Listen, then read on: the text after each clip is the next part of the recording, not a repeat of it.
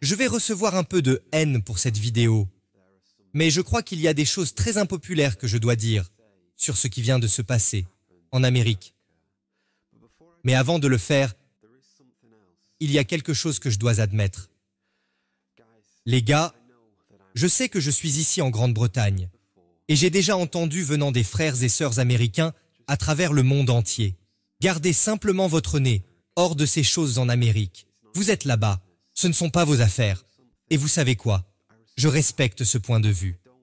Je ne veux pas prendre parti, je ne veux pas m'immiscer d'une manière que je ne devrais pas. Mais il y a une chose que je dois dire, et c'est ceci. Depuis samedi soir, je n'ai pas arrêté de penser à ce qui vient de se passer, priant et réfléchissant à cela.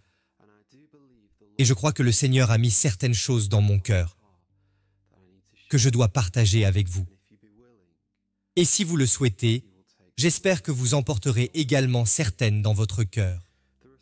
Il y a 3 émotions, je crois, que beaucoup de gens ressentent en ce moment. Ils ressentent de la confusion, ils ressentent de la peur et ils ressentent de la colère. Tout d'abord, commençons par la confusion. La grande question qui me préoccupe personnellement est de savoir comment cela s'est-il produit. Comment personne n'a pu voir cette personne? Comment cet homme fut-il autorisé à s'approcher sans que personne ne l'arrête? Que se passe-t-il ici? Mais il y a beaucoup d'idées différentes qui circulent sur Internet. De nombreux points de vue différents. Et il y a tellement de divisions. Certaines personnes disent « Oh, c'est l'Apocalypse 13, verset 3, les prédictions qui ont été faites et qui se réalisent. » D'autres personnes disent que ce n'est qu'un gros coup monté. Et d'autres personnes disent « Non, non, non, non, ce n'est juste qu'une grosse blague. » Et ils rient. Ils créent des mèmes, traitant tout cela comme s'il n'y a rien de grave. Tout n'est qu'un grand coup de rire pour eux. Bien, si j'ai la permission de dire cela, il y a quelque chose que je pense que nous devrions faire et c'est ceci. Au lieu de nous laisser entraîner dans tous ces différents points de vue, je pense que nous devons attendre au Seigneur pour la réponse. Si je peux, je voudrais vous partager un verset biblique. Matthieu 12, verset 25 dit ceci. Comme Jésus connaissait leurs pensées, il leur dit « Tout royaume divisé contre lui-même est dévasté, et toute ville ou maison divisée contre elle-même ne peut subsister. » En d'autres termes, si nous sommes tous divisés, si nous avons toutes ces différentes opinions, si l'Amérique est divisée, finalement, elle ne tiendra pas. S'il y a tellement de confusion à travers le monde, d'où vient cette confusion? Car les Écritures ne disent-elles pas que le Seigneur n'est pas l'auteur de la confusion, mais qu'il est l'auteur de la paix? Donc s'il y a toute cette confusion qui se produit, est-ce qu'elle vient du Seigneur? Ou est-ce que cela vient de l'ennemi? C'est pourquoi je crois personnellement que nous devons chercher la face du Seigneur et que nous devons trouver les réponses venant de lui et la paix dont nous avons besoin. Il y a quelque chose d'autre qui me chagrine dans toute cette situation. C'est le nombre de chrétiens qui se disputent réellement les uns avec les autres. Des chrétiens qui, à un moment donné, étaient unis et s'aimaient les uns les autres. Mais à cause de cet événement, ils sont maintenant divisés. Pensez-vous que cela soit anodin? Pensez-vous que l'adversaire a la main dans ça? Je le pense. Et c'est pourquoi nous devons faire tellement attention à ne pas nous laisser aller. C'est pourquoi en ce moment, nous devons prier pour l'unité. Que vous soyez en Amérique ou non, nous devons prier pour l'unité en Amérique. Car si l'Amérique continue de se battre contre elle-même, si l'Amérique continue à être divisée, elle tombera. Et quand l'Amérique tombera, que cela vous plaise ou non, le reste du monde ressentira la secousse. Et nous devons donc prier pour nos frères et sœurs en Amérique. Nous devons prier pour l'unité, nous devons prier pour la paix. Deuxièmement, la deuxième émotion que je crois que beaucoup de gens ressentent en ce moment, c'est la peur. Et je lève la main et je dis, sur les 3, c'est celle que je ressens le plus. C'est une pensée effrayante d'être un leader en ce moment, en 2024. Si vous regardez dans le passé, Si vous regardez tous les dirigeants précédents, ils semblent avoir une certaine sorte de respect. Je ne suis peut-être pas d'accord avec vos opinions politiques. Je n'aime peut-être pas votre personnalité.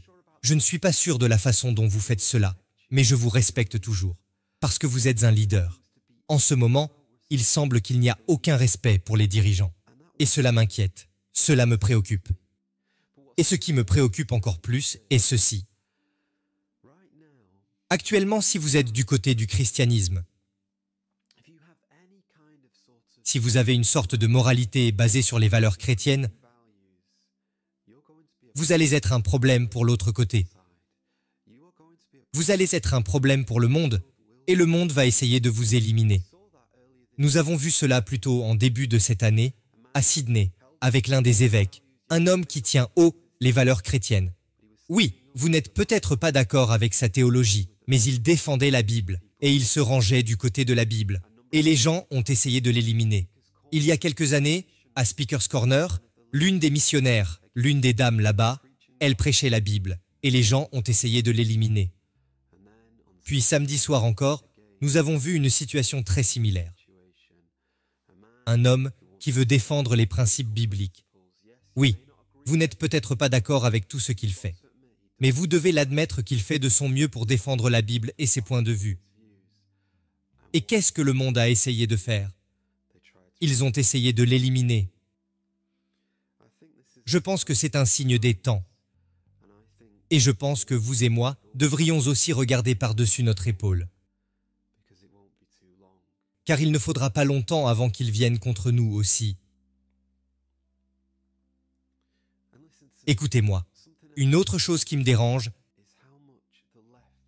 c'est à quel point la gauche ne fait que presser tous ceux qui ne sont pas du côté de leur agenda et de leur point de vue. Vous voyez, d'où que vous regardez, vous devez admettre ceci. En Occident, c'est l'Amérique qui abrite actuellement la majorité des chrétiens de l'Occident. Et si la gauche continue d'essayer de les écraser et de les faire taire, bientôt les valeurs chrétiennes de l'Occident iront de plus en plus bas, jusqu'à ce que le libéralisme prenne le dessus. Les pensées wokistes prendront le dessus. Et c'est quelque chose qui me préoccupe vraiment dans tout cela. Mais quel espoir avons-nous dans tout cela? Où devons-nous nous tourner? Nous nous tournons vers la Bible. Si vous avez encore une Bible, s'il vous plaît, pourriez-vous vous tourner dans 2 Timothée chapitre 1 et le verset 7. La Bible dit, « Car ce n'est pas un esprit de timidité que Dieu nous a donné. Au contraire, son esprit nous remplit de force, d'amour et de sagesse. » Vous voyez, la réalité est celle-ci. Dieu est souverain, Jésus-Christ est toujours sur le trône. Personne ne peut l'enlever, rien de ce qui s'est passé samedi, rien de ce qui se passe dans le monde, ce qui s'est passé ces 4 dernières années, rien de tout cela n'a choqué le Fils de Dieu. Il sait exactement ce qui se passe et rien n'arrive sans que le Seigneur soit au courant.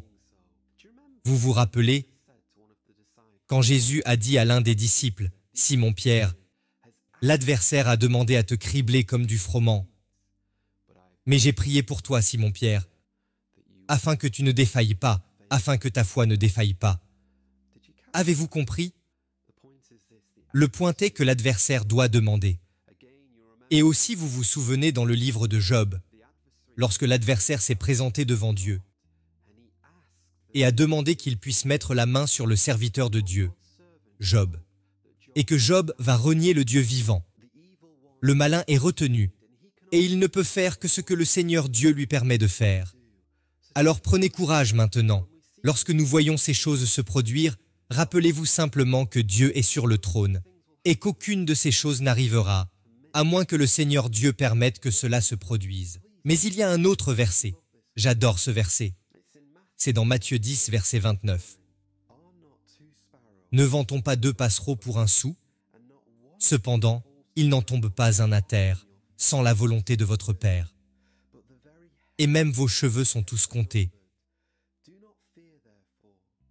Ne craignez donc point, vous valez plus que beaucoup de passereaux. N'est-ce pas si beau? Même si un moineau tombe à terre, notre Père céleste est au courant. Même les cheveux de ta tête sont comptés. chacun d'entre eux. Si l'un de tes cheveux tombe au sol, le Seigneur Dieu le sait. Le Seigneur Dieu savait ce qui allait se passer le samedi soir. Il était là, il était présent. Et je crois qu'il a protégé.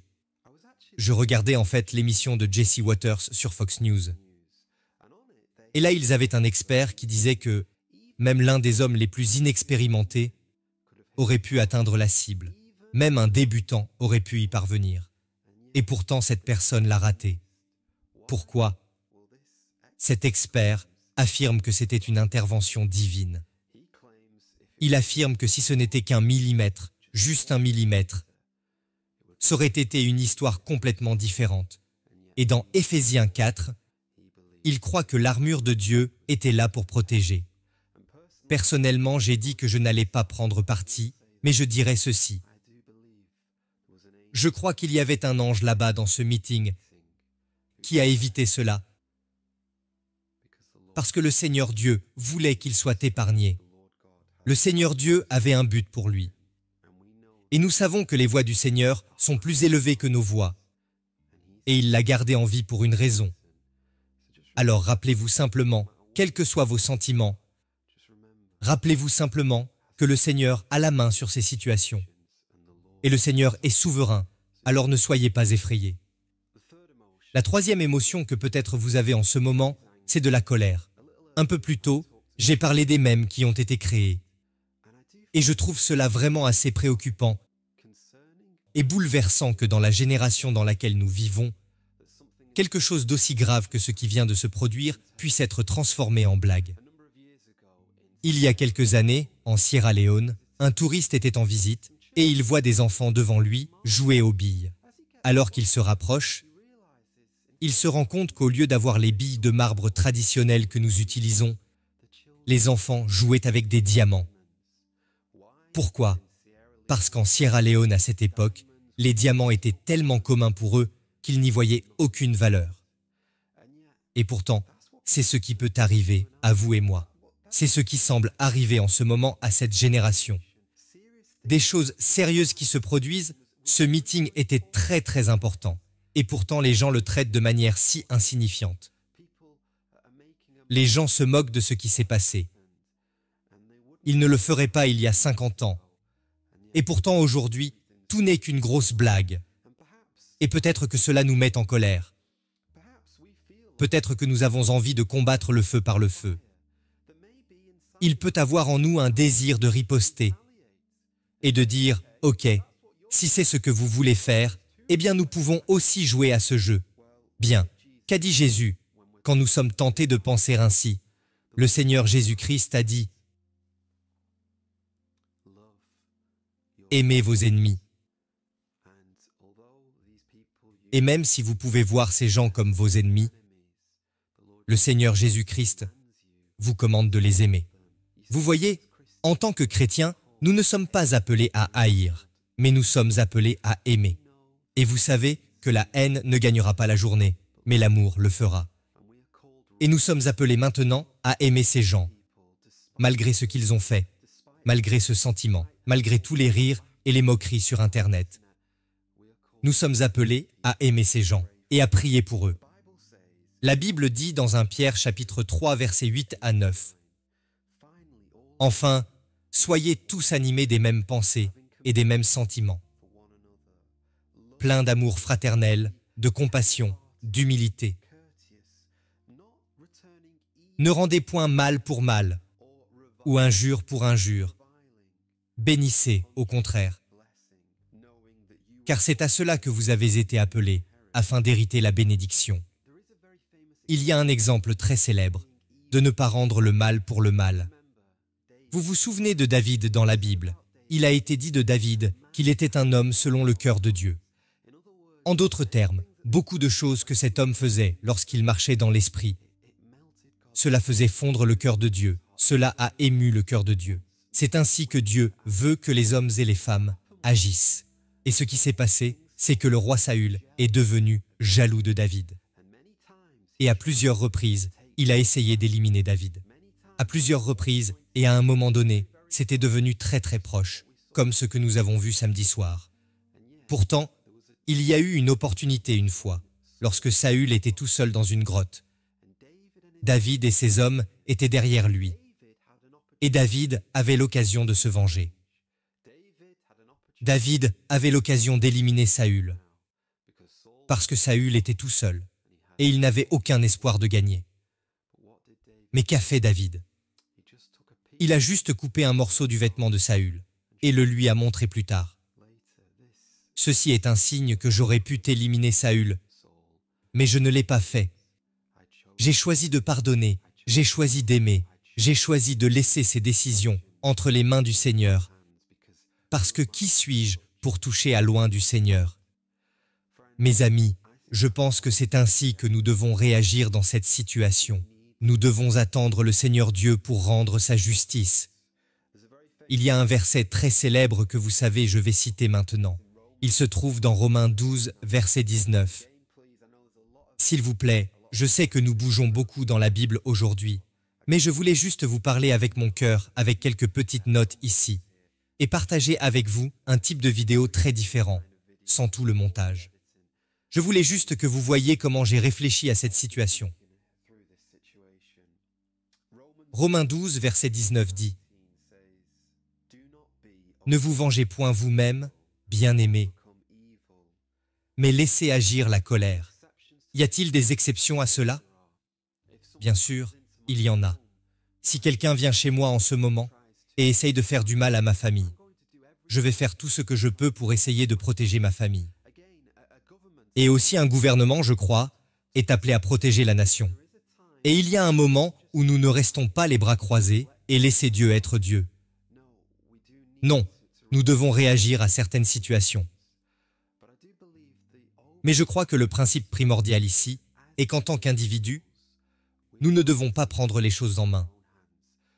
Nous ne devons pas penser que nous pouvons être comme Dieu pour rechercher la justice nous-mêmes en tant qu'individus. Non, nous devons pardonner et ne pas riposter. C'est ce que nous sommes appelés à faire en tant que chrétiens, car la vérité est que deux torts ne font pas un bien. Nous devons donc toujours chercher à faire confiance à Dieu, à agir pour lui faire confiance et à chercher la voie de l'amour et non la voie de la haine. Chaque fois que des personnes nous font du tort ou nous font du mal. Mais la partie suivante est un peu plus importante. Il y a une partie de l'histoire dont on n'a pas beaucoup parlé. Il s'agit d'un homme appelé Coré. Coré, je pense que nous sommes amenés à croire qu'il s'agit d'un chrétien. C'est ce que semble suggérer la lecture des articles à son sujet. Et Coré, ce jour-là, savez-vous ce qu'il a fait? Il a vu sa fille et sa femme. Il les a plaquées sur le sol. Et Coré a sauté sur elles pour les couvrir, pour les protéger. Et Coré est l'homme dont vous avez entendu parler dans les journaux et qui a malheureusement perdu la vie ce jour-là. Pourquoi est-ce si précieux d'y penser? Parce que la Bible dit « Il n'y a pas de plus grand amour que de donner sa vie pour ses amis. » Et cet homme précieux, cette âme précieuse, Coré, était prêt à donner sa vie pour sa famille, considérant que sa vie n'était pas aussi précieuse que celle de ses proches qui lui étaient chers. Et savez-vous que sur la croix, le Seigneur Jésus-Christ a fait exactement la même chose. Il a vu sa vie comme étant sans valeur, si vous voulez, par rapport à la nôtre. Il a vu sa vie, il est devenu rien, dit la Bible, quand il est allé à la croix. Et là, le Seigneur Jésus-Christ a pris la colère de Dieu. Là, le Seigneur Jésus-Christ s'est tenu à ma place et à votre place. Et il est mort pour nos péchés. Il est mort, non pas parce qu'il avait fait quelque chose de mal, mais parce que vous et moi avons commis de nombreux péchés. Et tous nos péchés ont été transférés sur le compte de Jésus-Christ. Et il a été écrasé sur cette croix. La colère de Dieu a été déversée sur Jésus. Et c'est là qu'il a été achevé, sur la croix. Il est mort pour que nous puissions être pardonnés, pour que la colère de Dieu se détourne de vous et moi, pour se tourner vers le Christ, pour que nous puissions avoir nos péchés effacés. La bonne nouvelle, La merveilleuse est celle-ci. Le Seigneur Jésus-Christ est ressuscité des morts. Et si vous mettez votre confiance en lui, il peut vous ressusciter d'entre les morts. Et c'est pourquoi nous pouvons être confiants. Lorsque nous voyons toutes ces choses dans le monde qui pourraient nous effrayer, nous pouvons dire au moins « Je sais que Jésus-Christ est ressuscité ». Et si je mets ma confiance en lui, il reviendra, me sauvera et me donnera la vie éternelle. Là où il n'y a plus de peur, là où il n'y a plus de colère. Au ciel, il y aura une paix totale et une unité totale, parce que le Seigneur Dieu, le parfait leader, nous conduira tous dans la justice, et nous le suivrons. Et c'est vraiment ce que nous essayons de dire aujourd'hui. S'il vous plaît, faites confiance au Seigneur Jésus-Christ. Nous devons prier pour l'Amérique. Nous devons prier pour l'unité. Mais nous devons faire confiance à Dieu pour que ses desseins l'emportent. Et ils l'emporteront. Et nous devons lui faire confiance en ces jours sombres. J'espère donc que ce que j'ai dit pourra être utile. Et permettez-moi de le répéter encore une fois. Je m'excuse si j'ai parlé à tort et à travers, ou si j'ai dit quelque chose que je n'aurais pas dû dire en tant que Britannique. Je respecte totalement le fait qu'il serait peut-être mieux pour moi de ne rien dire. Et qui sait, peut-être que je prierai à ce sujet ou retirer cette vidéo si elle n'est d'aucune utilité. Mais si vous l'avez trouvée utile et que vous appréciez ce genre de vidéo, c'est quelque chose que j'aimerais faire plus souvent où je parle avec vous. Et j'ai quelques notes, et c'est assez peu scénarisé. Faites-le moi savoir, et abonnez-vous si vous voulez en voir plus. Si vous voulez en savoir plus sur la façon de devenir chrétien, parce que vous n'êtes pas encore venu au Seigneur Jésus-Christ, vous n'avez pas encore plié le genou devant le Fils de Dieu. Jetez un coup d'œil à cette vidéo ici, je pense qu'elle vous sera utile. Que Dieu vous bénisse et merci d'avoir regardé.